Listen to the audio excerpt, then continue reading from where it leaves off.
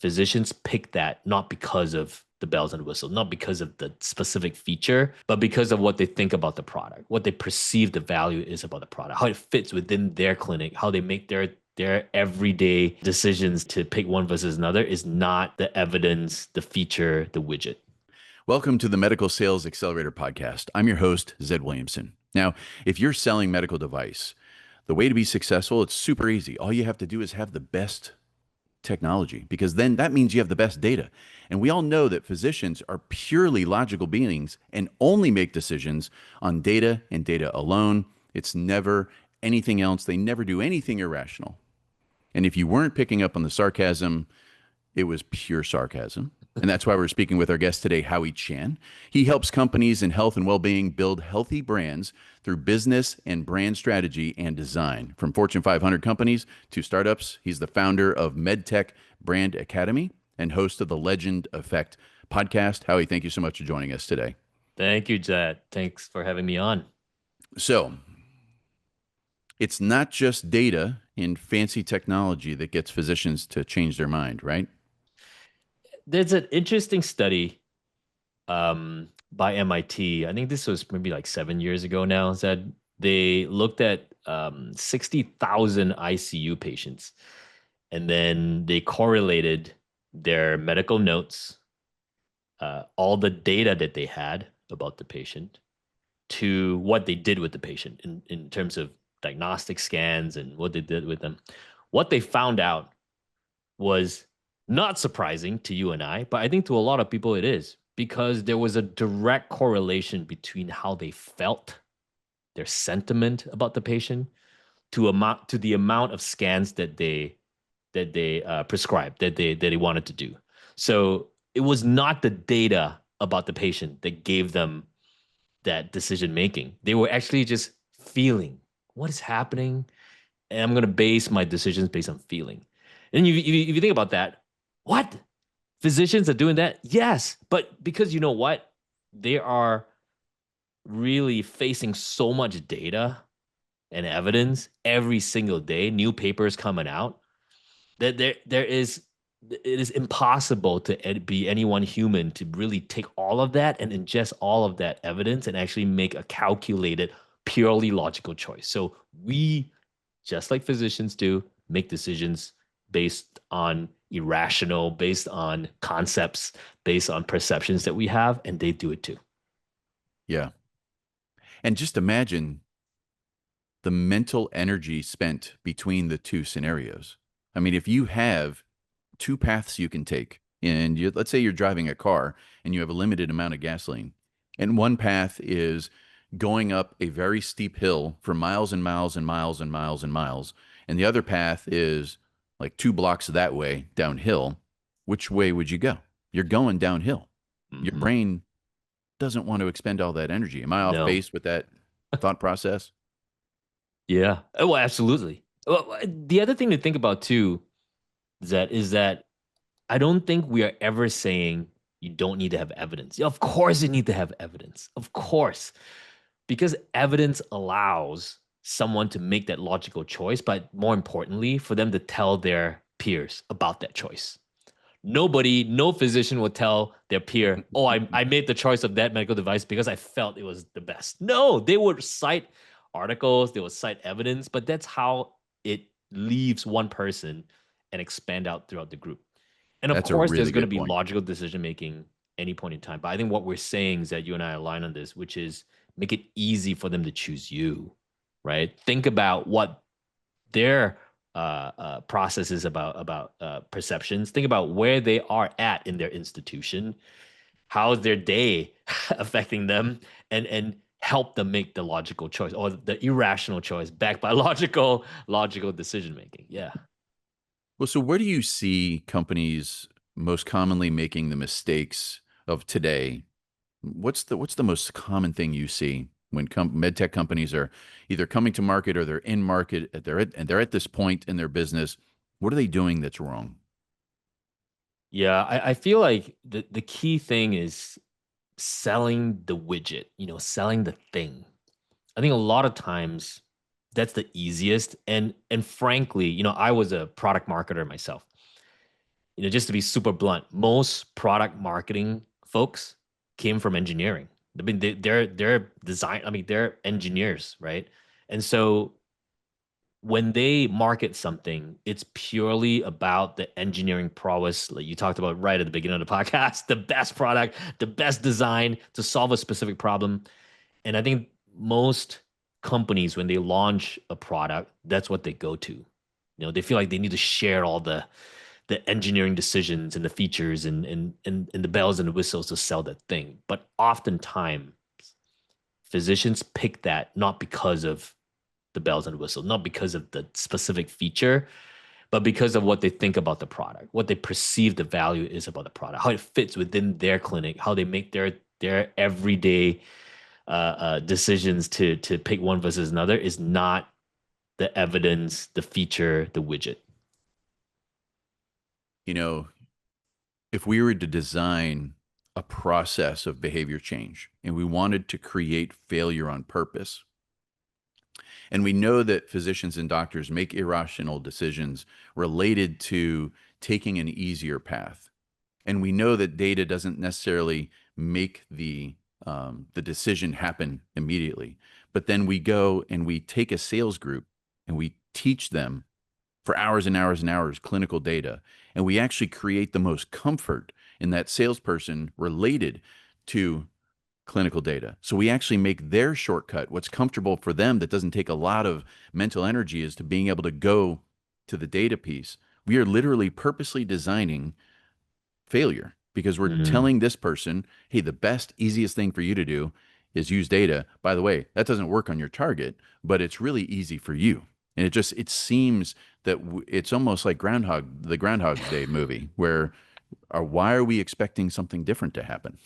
Yeah, and a lot of times too is when I come from the brand and strategy world, right? So a lot of this is about hierarchy. It's about finding out the truth of your product. What does it deliver? What does it do? And then raise the thing that is the most important to the people that you're trying to sell to, or the people trying to change minds with. What I mean by this is there was I'll give you an example. There was a product we're working on, which was an adjunct device to a TAVR product. So for those who don't know, TAVR, trans aortic catheter valve replacement. When you do that surgery, what happens is you put the catheter in, you start doing your valve replacement, you knock around calcium, like things get dislodged. It's almost like, anybody has a ceiling fan that if you don't touch it, it's totally fine. But once you touch the ceiling fan, all the dust comes down and you make a mess, right? That's exactly what's happening in the heart. So this company makes a device that basically deploys nets to catch all that debris, all the stuff that's being knocked around. So the easiest way to sell that, Zed, is to say, hey, we sell a device that catches the calcium, right? Catches the debris. That's the easy. I mean, that's what it does. That's the thing. That's what it was engineered to do.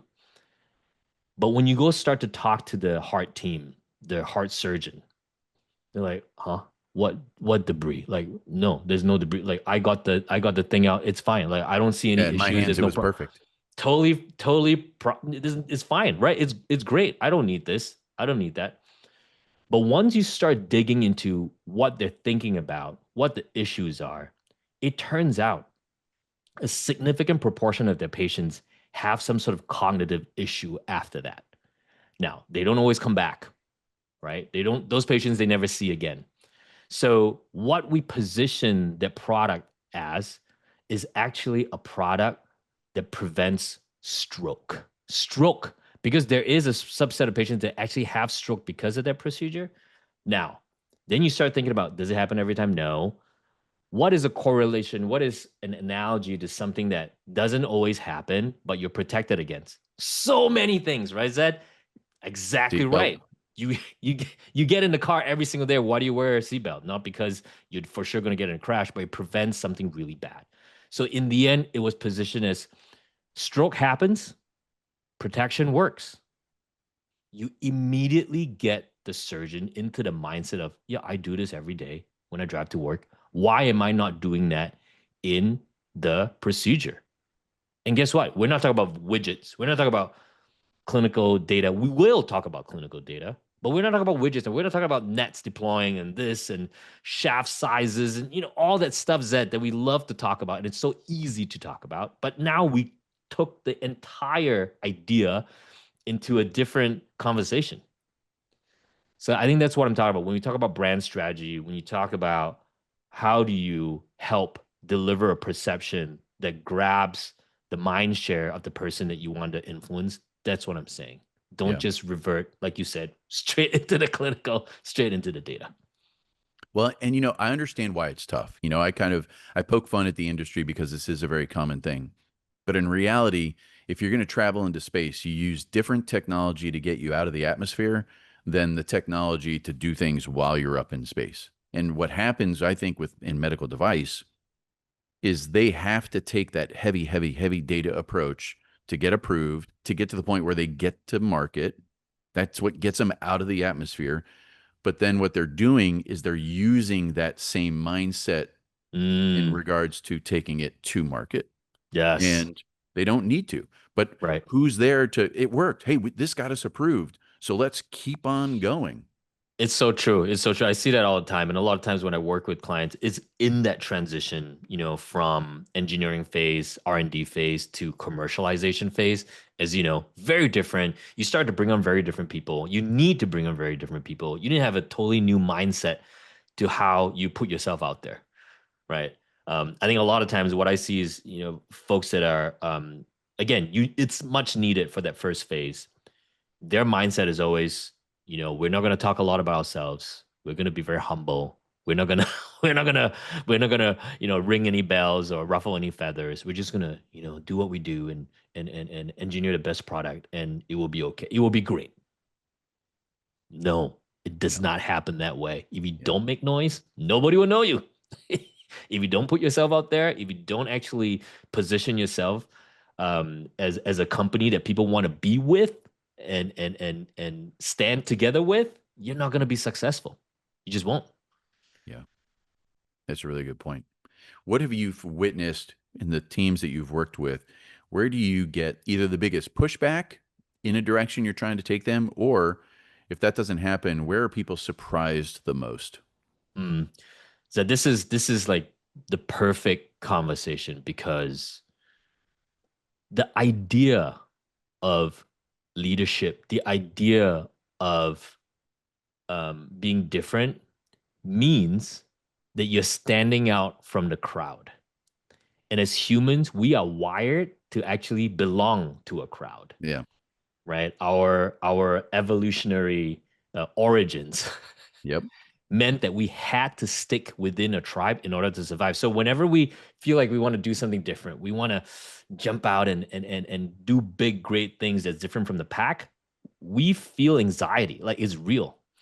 So one of the biggest things that I see said is companies would tell me, "Hey Howie, we want to be bold." That's always a word, right? That's thrown. We want to be bold. We want to be courageous. And I'm like, great, let's go, let's swing. We do the strategy. We all do all that stuff. The rubber hits the road when we get into creative, when we get into messaging, when we get into this is actually what it would look, feel, sound like when the strategy we've decided on comes to market. And a lot of times, Ed, the leadership will be like, whoa, we can't do that. No, not going to happen. The ones that do are the ones that are leaders, which means they understand that in order to take that leap, in order to be known for something, in order to lead the market, you have to feel uncomfortable and you still have to go execute. So that's where the diversion happens. Is that so the ones that Yeah. do and the ones that don't. And what's so powerful is anyone listening to this right now, they may not know where their stuff, I'm just going to put it into the bucket of stuff, stands.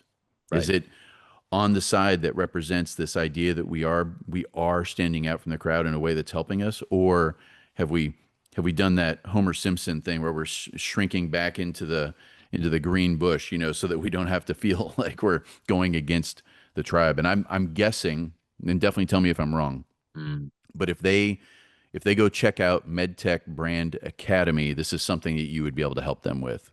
Yeah, absolutely. It's sort of block by block, module by module, helping you understand what is brand, how do you build it, what do you need to consider, all the case studies, one that I just talked about, different examples of how you would use that in order to stand out. Because I think people think you have to be obnoxious or have to be kooky to stand out. No, it's not true. It's absolutely not true. And the reason why you want to stand out is that makes you memorable.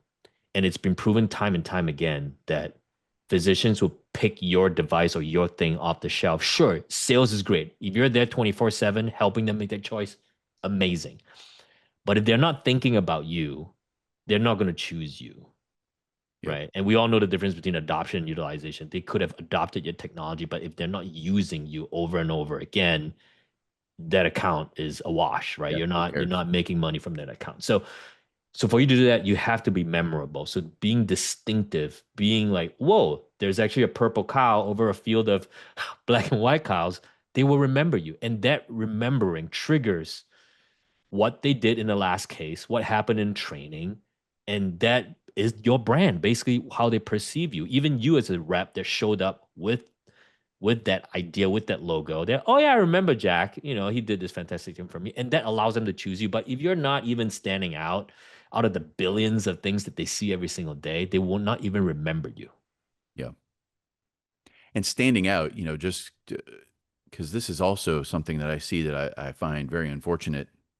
It's not just standing out, it's standing out from the standpoint of an emotional connection to a need of what that person cares about. Because if you just do something wacky for the sake of wacky, it's as ignored as something not wacky.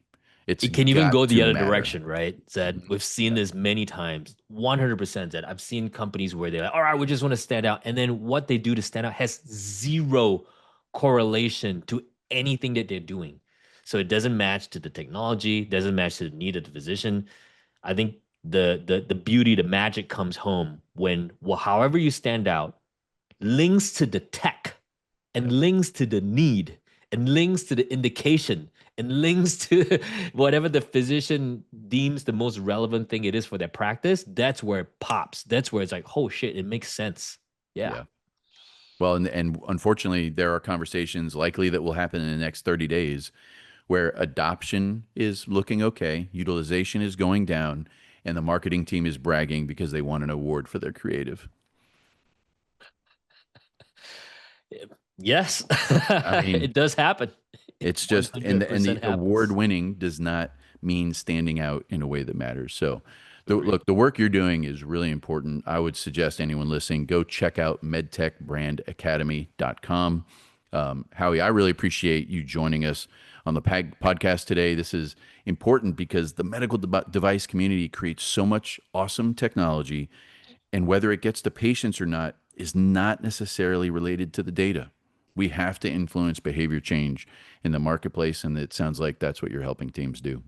Absolutely. You're so right. The biggest injustice I feel, and I feel sad for this, which is so much great technology that you said, and we all know those that work in the med device world, it's so much work. It's years, and it's not. I'm gonna go, make a bag of potato chips and launch a Right. company. No, it takes years, and once you get to the point of commercialization, why not do all you can do to get it into the hands that need this because you believe this is a great solution. So let's get it to where it needs to go and help the patients that is there to help. Yep. Yeah. Totally agreed. Well, man, I appreciate it. Again, medtechbrandacademy.com. And with that, we'll see you guys next time on the Medical Sales Accelerator podcast. Thank you, Zed. Thank you.